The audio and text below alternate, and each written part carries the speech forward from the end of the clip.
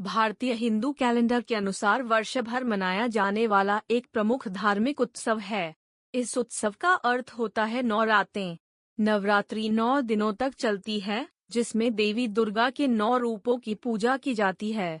नवरात्रि के दौरान लोग धार्मिक उपासना, पूजा और भक्ति करते हैं। प्रत्येक दिन को एक विशेष देवी के रूप में समर्पित किया जाता है, जैसे कि शैलपुत्री, ब्रह्मचारिणी, चंद्रघंटा, कूष्मांडा, स्कंदमाता, कात्यायनी, कालरात्रि, महागौरी और सिद्धिदात्री। नवरात्रि के दौरान लोग व्रत रखते हैं, पूजा और आराधना करते हैं और माता की आरती और भजन गाते हैं। इसके अलावा रास गरबा और दंडिया रास जैसे लोक नृत्य भी मनाए जाते हैं, जो लोगों को आनंदित करने का माध्यम प्रदान करते हैं। नवरात्रि का पर्व धर्म, संस्कृति और समाज के लिए महत्वपूर्ण है और इसे विभिन्न परंपराओं में बड़े ही उत्साह के साथ मनाया जाता है। यह उत्सव भारतीय समाज में सामाजिक एकता, धार्मिक अनुष्ठान और परंपरागत मूल्यों की अवगाहना का माध्यम भी है। चैत्र नवरात्रि हिंदी पंचांग के अनुसार चैत्र मास के शुक्ल पक्ष के आधारित होती है और चैत्र नवरात्रि के रूप में भी जानी जाती है। यह नवरात्रि वसंत ऋतु में मनाई जाती है, जब प्रकृति नवीनता और प्राचीनता की ऊर्जा से परिपूर्ण होती है। चैत्र नवरात्रि के दौरान भी मां दुर्गा की उपासना और पूजा की जाती है, लेकिन इसका महत्व और प्रभाव अन्य नवरात्रियों से कम हो सकता है। चैत्र नवरात्रि का पर्व भारत के उत्तरी भागों में विशेष रूप से मनाया जाता है, जैसे कि चैत्र नवरात्रि का आयोजन मैथिल लोगों के बड़े ही धूमधाम से होता है। इसके दौरान विभिन्न आयोजन और धार्मिक कार्यक्रमों का आयोजन किया जाता है और लोग मां दुर्गा की आराधना और पूजा में लगे रहते हैं। चैत्र नवरात्रि के दौरान लोग विशेष रूप से नवदुर्गा के 9 रूपों की पूजा और आराधना करते हैं, जो कि नवदुर्गा की 9 रूपों को संदर्भित करते हैं और उनकी शक्तियों की आराधना करते हैं। इस नवरात्रि के अवसर पर लोग व्रत रखते हैं। नवरात्रि में कलश रखने का शुभ मुहूर्त। इस बार 9 अप्रैल 2024 से चैत्र नवरात्रि की शुरुआत हो रही है, जो कि 17 अप्रैल तक रहेगी। नवरात्रि के 9 दिन बहुत ही पावन माने जाते हैं। इन 9 दिनों में मां दुर्गा के 9 स्वरूपों की पूजा की जाती है। लेकिन इस बार नवरात्रि में मां दुर्गा के आगमन की सवारी अनहोनी की ओर इशारा कर रही है। चैत्र नवरात्रि की शुरुआत चैत्र शुक्ल पक्ष की प्रतिपदा तिथि से होती है।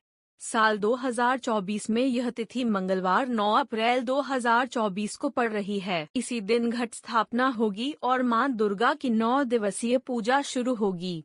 इस साल घट स्थापना मुहूर्त की अवधि 4 घंटे 11 मिनट की है और सुबह 6:05 बजे से 10:16 बजे के बीच कलश स्थापना की जा सकेगी। नवरात्रि कलश घर में कैसे रखें? कलश को जल से भरें और कलश में अंत में 5-4 आम के पत्ते लगाकर फैला दें। कलश के ऊपर नारियल रखें और नारियल को लाल कपड़े के ताजे टुकड़े से लपेट दें। इस नारियल पर एक माला इस प्रकार रखें कि वह फिसले नहीं। कलश स्थापना की प्रक्रिया। कलश की तैयारी। सबसे पहले एक कलश तैयार किया जाता है। यह एक पात्र होता है जिसे पूर्णतया साफ किया जाता है। पूजा स्थल की तैयारी। पूजा स्थल को सजाने के लिए एक विशेष स्थान चुना जाता है। इसके बाद उस स्थान को सजाने के लिए सजावटी सामग्री का इस्तेमाल किया जाता है। कलश के भरना। कलश को जल से भरा जाता है। इसके बाद उसमें नारियल, मोली, चौकी, सुपारी, अदरक, लवंग, अखरोट, बेतेल नट, सुपारी, सिक्का, नींबू, इलायची, करवा चौथ का बर्तन, सिंदूर, अपनी चूड़ी आदि रखे जाते हैं। कलश को स्थापित करना। कलश को पूजा स्थल पर स्थापित किया जाता है। इसके बाद पूजा की अनुष्ठान किया जाता है, जिसमें मंत्रों का उच्चारण, आरती और प्रार्थनाएं शामिल होती हैं। कलश का पूजन। कलश को समर्पित करने के बाद उसकी पूजा की जाती है। इस पूजा में विभिन्न धार्मिक मंत्रों का उच्चारण किया जाता है। कलश का विसर्जन। नवरात्रि के अंत में कलश का विसर्जन किया जाता है। इसका अर्थ होता है कि ईश्वरीय शक्तियों का आशीर्वाद स्थायी है और हमेशा हमारे साथ है। नवरात्रि के कलश स्थापना में कुछ गलतियों से बचने के लिए निम्नलिखित बातों का ध्यान रखना चाहिए। पात्र की चयन। कलश स्थापना के लिए पात्र का चयन करते समय एक पवित्र और शुद्ध पात्र का चयन करें। उसे पहले से ही साफ करें और उसमें पानी डालें। पूजा सामग्री की सावधानी। कलश में डालने वाली सभी पूजनीय सामग्री को ध्यानपूर्वक चयन करें और उसे उचित रूप से डालें। कलश का पूजन। कलश को समर्पित करने के बाद उसकी पूजा की जाती है। इस पूजा में विभिन्न धार्मिक मंत्रों का उच्चारण किया जाता है। कलश का विसर्जन। नवरात्रि के अंत में कलश का विसर्जन किया जाता है। इसका अर्थ होता है कि ईश्वरीय शक्तियों का आशीर्वाद स्थायी है और हमेशा हमारे साथ है। नवरात्रि के कलश स्थापना में कुछ गलतियों से बचने के लिए निम्नलिखित बातों का ध्यान रखना चाहिए। पात्र की चयन। कलश स्थापना के लिए पात्र का चयन करते समय एक पवित्र और शुद्ध पात्र का चयन करें। उसे पहले से ही साफ करें और उसमें पानी डालें। पूजा सामग्री की सावधानी। कलश में डालने वाली सभी पूजनीय सामग्री को ध्यानपूर्वक चयन करें और उसे उचित रूप से डालें।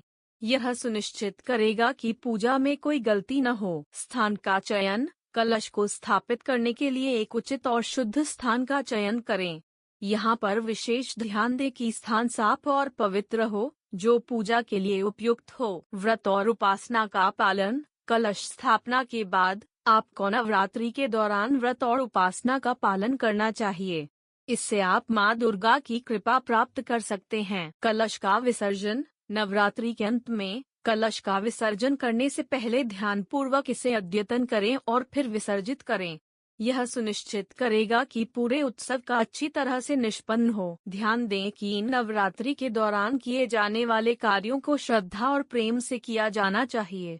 इससे आपके कार्य में सफलता मिलेगी और आपकी पूजा स्वीकार्य होगी।